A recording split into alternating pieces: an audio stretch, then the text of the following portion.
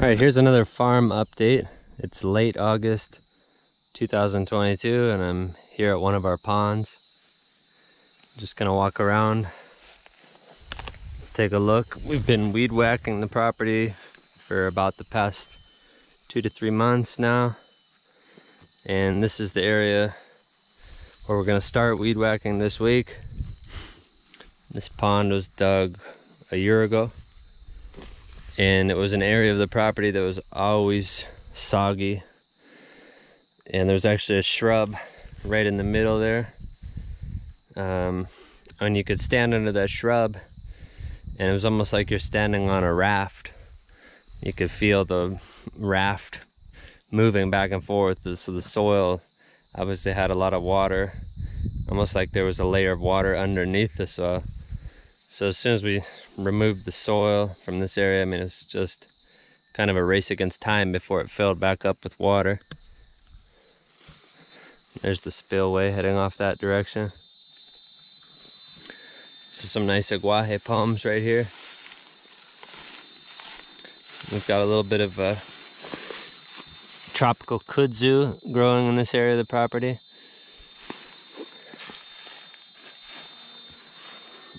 And it's been, I would say, 10 to 12 months since the last time we weed whacked this area. You can see how tall these weeds are getting.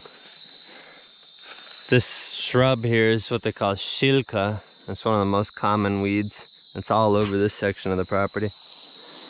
And it's a little too humid here in the soil for a lot of the good pasture grasses. So we get some of these other ones that aren't quite as palatable. And then this one here is actually, the margins of it are serrated.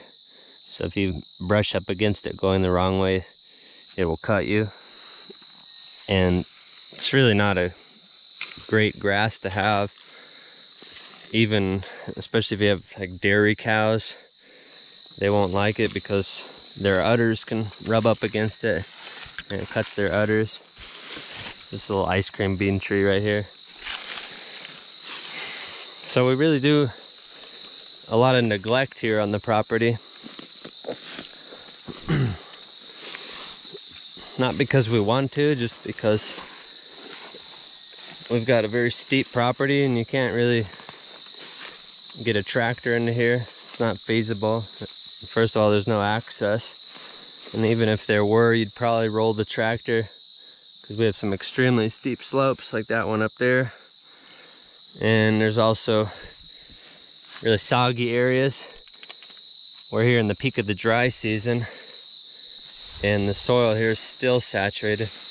This is a little camu plant which normally grows in the low jungle in standing water. And that's why we have the aguajes here too.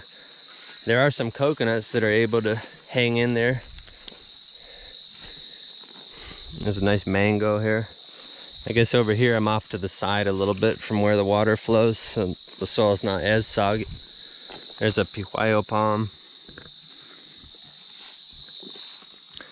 And then down in here it's a flatter area of the property. Once I get down here, the soil usually stays soggy all year round. Now that we're in the dry season, anytime between August and October, the soil here does have a chance to dry out just a little bit. Yeah, we even have a macadamia. So you can see this weedy growth. And there's Roger to give you an idea of the size. This is about a year of regrowth. It doesn't take these weeds that long to get that tall. I would say probably in 4 months after cutting this, the weeds could get up to about that height again. Maybe 5 months. So if we really wanted to, and we had the budget, we would pretty much be constantly weed whacking. But it is time consuming. We're about halfway through the entire property here and we've been at it now. There's 3 of us working on it, so it takes about 2 months just to get through half the property between the 3 of us.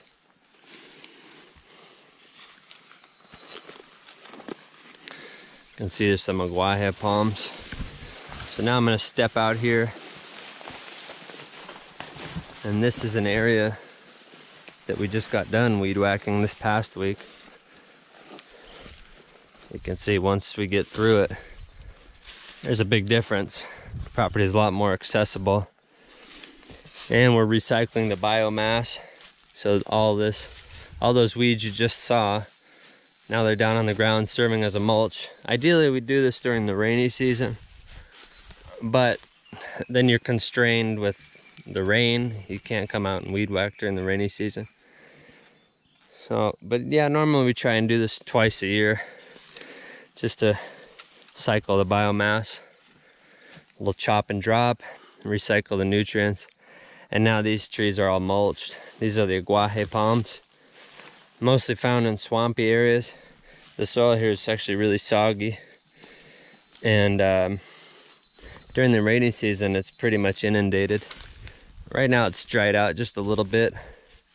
We had a week of 90-degree weather and full sun every day, and that really dried things out a lot. These aguajes are doing pretty good. You can get an idea. They even grow up there on the slopes, which they're really not supposed to. But we do get an excessive amount of moisture in these soils.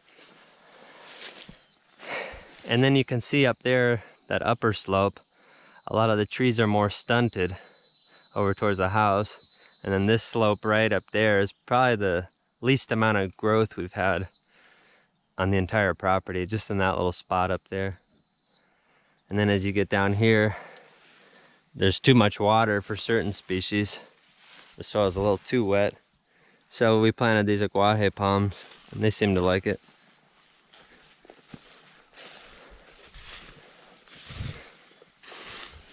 So we got a little area in there that we need to finish up weed whacking, and then we're gonna tackle this area over here.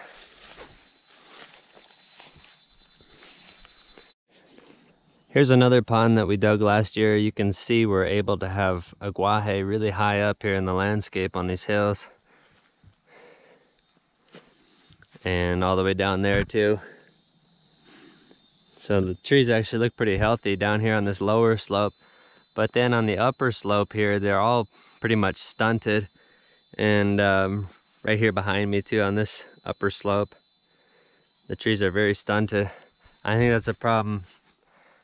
A combination of factors, I would say. Poor soil, a constant cycle of regrowth and predation by leafcutter ants, and then also this time of year when we do our weed whacking, you can see how tall those weeds were over there in the other area. When we actually been weed whacking with these young trees this time of year, we take away their shade at the hottest and driest time of the year. So we've seen some things actually get sunburned, and that sets them back a little bit too. And obviously with the slope too, you're gonna have the water draining away, so there's less moisture availability. But anyway, this has been a little over 2 years of growth now, and I'm pretty satisfied with the development I've seen here. We really don't give it as much attention as we should, but that's also kind of part of the plan, just to see what's going to be successful and what won't be successful out here. That way we're not wasting our time trying to pamper some plants that are consistently going to underperform, even if you do give them good care. Anyway, that's the update for today. Until next time, have a good day. Bye.